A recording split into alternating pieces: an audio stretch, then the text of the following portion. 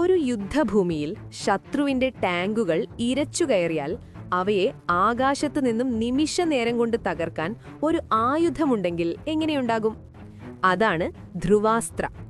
DRDO വികസിപ്പിച്ചെടുത്ത ഈ അത്യാധുനിക ടാങ്ക് വേധ മിസൈൽ ഇന്ത്യൻ വ്യോമസേനയുടെയും കരസേനയുടെയും പുതിയ കരുത്താണ്. എന്താണ് ഈ ധ്രുവാസ്ത്ര? ഇത് നമ്മുടെ യുദ്ധതന്ത്രങ്ങളെ എങ്ങനെ മാറ്റിമറിക്കും? നമുക്ക് നോക്കാം. നാഗ് മുതൽ ധ്രുവാസ്ത്ര വരെ.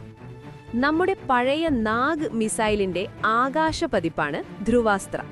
ഇതിനെ മുൻപ് ഹെലിന എന്നായിരുന്നു വിളിച്ചിരുന്നത്.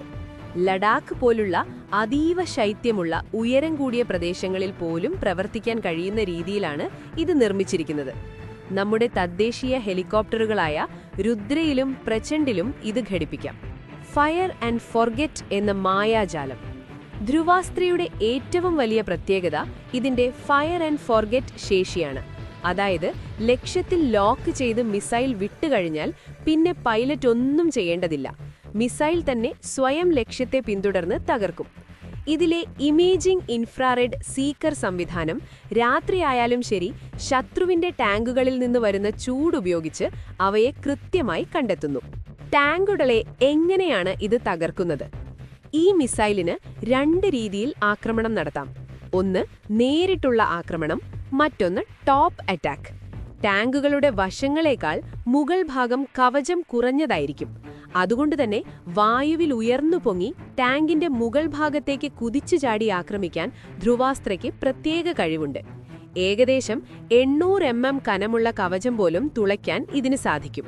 7 കിലോമീറ്റർ ദൂരവും ആത്മനിർഭർ ഭാരതും. ഏകദേശം 7 കിലോമീറ്റർ ദൂരം വരെ ഇതിന് സഞ്ചരിക്കാം. ശത്രുക്കളുടെ റഡാറുകളുടെ പരിധിക്ക് പുറത്തുനിന്ന് തന്നെ ആക്രമിക്കാൻ ഈ ദൂരപരിധി നമ്മുടെ ഹെലികോപ്റ്ററുകളെ സഹായിക്കുന്നു.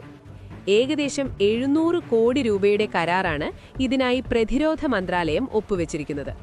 വിദേശ രാജ്യങ്ങളിൽ നിന്ന് ഇറക്കുമതി ചെയ്തിരുന്ന കോൺകുർസ്, മിലാൻ തുടങ്ങിയ മിസൈലുകൾക്ക് പകരമായി 80% ഇന്ത്യയിൽ തന്നെ നിർമ്മിച്ച ധ്രുവാസ്ത്ര നമ്മുടെ സൈനിക കരുത്തിന് പുതിയ മുഖം നൽകുന്നു. ലഡാക്കിലെ മലനിരകളിലും മരുഭൂമിയിലും ഒരുപോലെ പ്രബലപ്പെട്ട ധ്രുവാസ്ത്ര നമ്മുടെ ആയുധപുരയ്ക്ക് വലിയൊരു മുതൽക്കൂട്ടാണ്. ഇന്ത്യയുടെ പ്രതിരോധ സ്വയം പര്യാപ്തതയുടെ മറ്റൊരു തെളിവുകൂടിയാണിത്. ഈ പുതിയ ആയുധത്തെക്കുറിച്ച് നിങ്ങളുടെ അഭിപ്രായം താഴെ കമന്റ് ചെയ്യുക. കൂടുതൽ ഡിഫൻസ് അപ്ഡേറ്റുകൾക്കായി നമ്മുടെ ചാനൽ സബ്സ്ക്രൈബ് ചെയ്യുക.